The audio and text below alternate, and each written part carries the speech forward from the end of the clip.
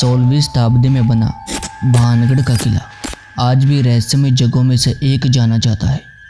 लोगों का मानना है कि आज भी इस किले में हजारों आत्माओं का साया है।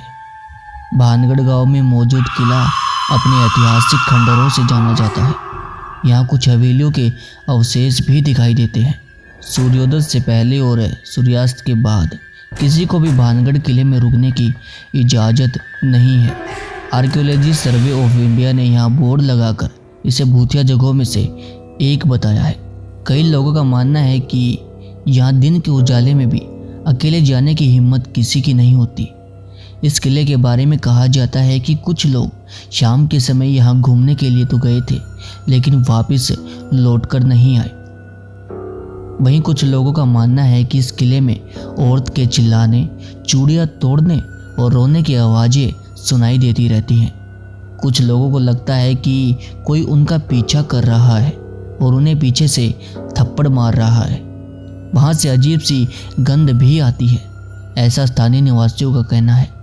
इन्हीं कारणों की वजह से सूर्यास्त के बाद दरवाजे बंद हो जाते हैं और किले में किसी को भी जाने की इजाज़त नहीं दी जाती।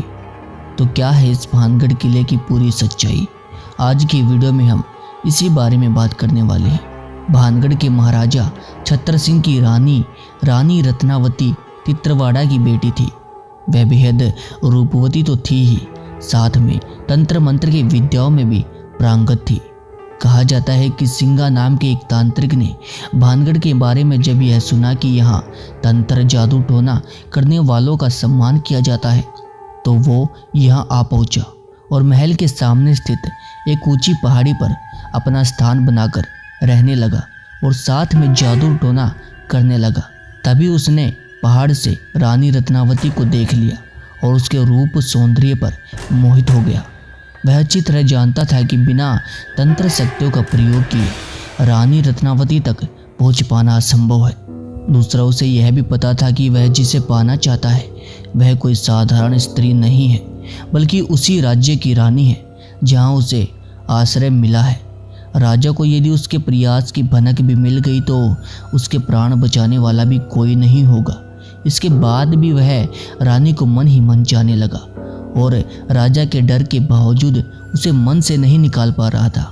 इस तांत्रिक ने अपनी तंत्र विद्याओं के द्वारा ही रानी रत्नावती को वश में करने का फैसला किया। उसने कई बार छोटे मोटे प्रयास किए, लेकिन वह सफल ना हो सका। हर बार असफल ही रहा। अपनी लगातार असफलताओं के कारण रानी को पा लेने की इच्छा उसके मन में बदला लेने की हद तक बढ़ती जा रही थी। दूसरी ओर सिंगा को इस बात का भी रत्ती भर भी ज्ञान नहीं था कि रानी रत्नावती भी तंत्र विद्या की अच्छी जानकार है। यह बात ना मालूम होने के कारण ही तांत्रिक अंत में वह भूल कर बैठा, जिसके कारण ना केवल वह अपनी मृत्यु का बल्कि भानगढ़ किले के विनाश का कारण भी बना। हुआ ये कि रानी को हासिल न कर पाने की खिज और कई विफल प्रयासों के बाद उसने अपना आखिरी चाल चली। सिंगा ने रानी की एक महल की दासी को अपनी कुटिल चाल का हिस्सा बनाया। यह दासी जब बाजार से राजमहल जा रही थी तो तांत्रिक ने अपने वशीकरण मंत्र से बंधे एक तेल का कटोरा उस दासी को यह समझा कर दिया कि हम तंत्रसिद्ध बाबा हैं। रानी को यह तेल देना और उससे कहना कि इस तेल का उपयोग अपने शरीर पर करें, इससे उनका कल्याण होगा। राजमहल में पहुंचकर दासी ने तेल का कटोरा रानी के सामने रखा और जो भी घटित हुआ था वह रानी को बताया। साथ ही उसने तांत्रिक बाबा का हुलिया भी बयान किया। रानी ने उस तेल को परखने के लिए तेल पर अपना मंत्र की फूंक मारी।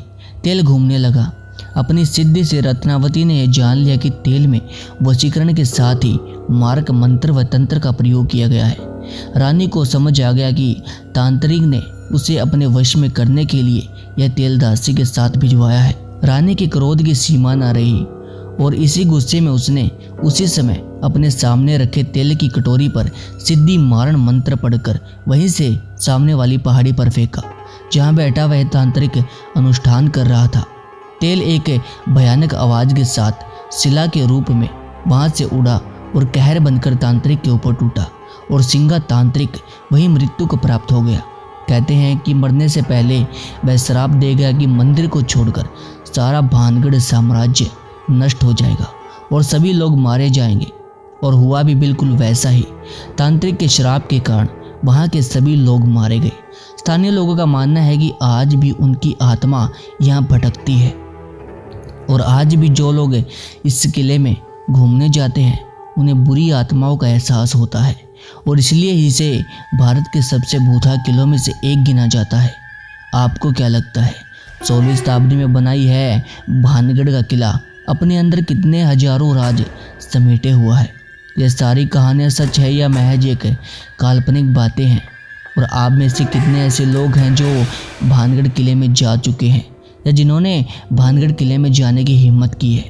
अपना एक्सपीरियंस हमारे साथ ज़रूर शेयर कीजिएगा। हम मिलते हैं आपसे अगली वीडियो में, तब तक के लिए धन्यवाद।